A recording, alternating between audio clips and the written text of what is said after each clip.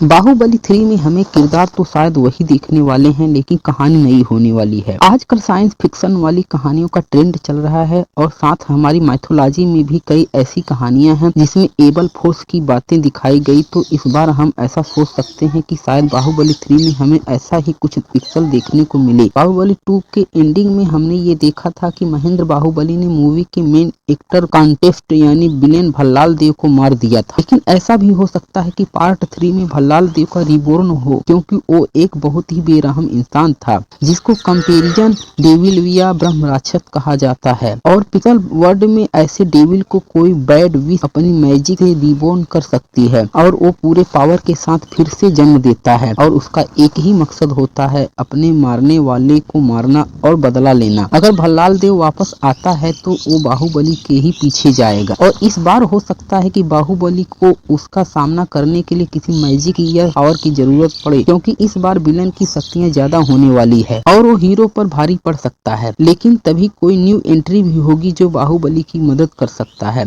या फिर कर सकती हैं कि पॉसिबिलिटीज ये भी है कि महेंद्र बाहुबली और अवंतिका का जो बच्चा हो उसी में कोई मैजिकल पावर्स हो और वही डेविल भल्लाल देव को खत्म करने की